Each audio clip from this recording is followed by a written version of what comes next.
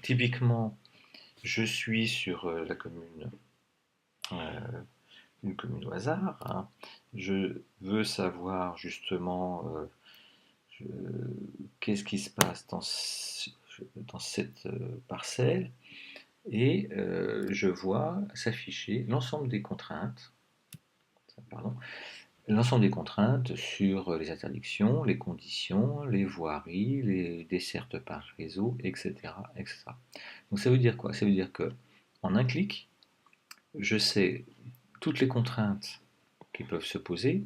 Et puis par rapport à un certificat d'urbanisme, je sais que on a assez facilement, même très facilement, la possibilité d'ajouter le fait que la parcelle est dans une zone sismique, le fait qu'il y a eu que la taxe est de temps parce que on a la base qui remonte au niveau de l'État en fin d'année, etc., etc. Donc on voit qu'on peut commencer à faire un certain nombre de simulations qui ne valent pas le certificat d'urbanisme, bien entendu, mais qui là encore peuvent rendre service soit aux collectivités, soit à des personnes morales ou physiques qui voudraient commencer à réfléchir à un projet sur un territoire.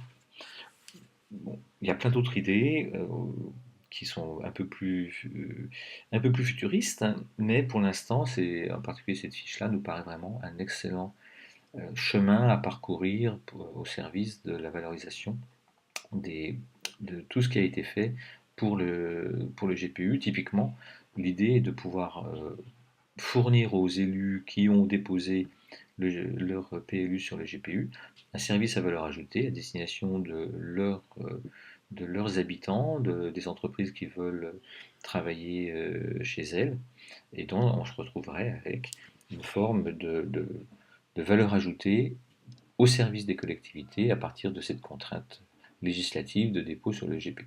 Merci. Sur les interdictions, les conditions, les voiries, les dessertes par réseau, etc., etc.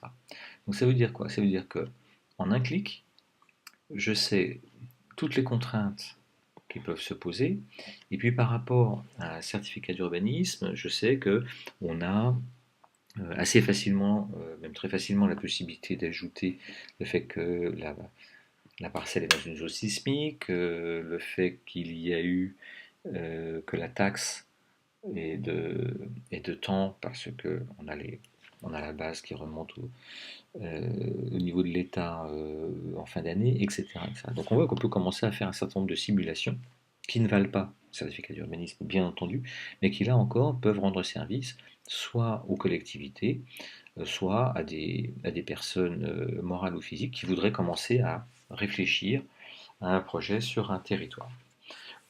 Bon, il y a plein d'autres idées qui sont un peu plus futuristes, hein, mais pour l'instant, en particulier cette fiche-là nous paraît vraiment un excellent chemin à parcourir au service de la valorisation des, de tout ce qui a été fait pour le GPU. Typiquement, l'idée est de pouvoir fournir aux élus qui ont déposé leur PLU sur le GPU un service à valeur ajoutée à destination de leurs habitants, des entreprises qui veulent travailler chez elles, et dont on se retrouverait avec une forme de valeur ajoutée au service des collectivités à partir de cette contrainte législative de dépôt sur le GPU. Merci.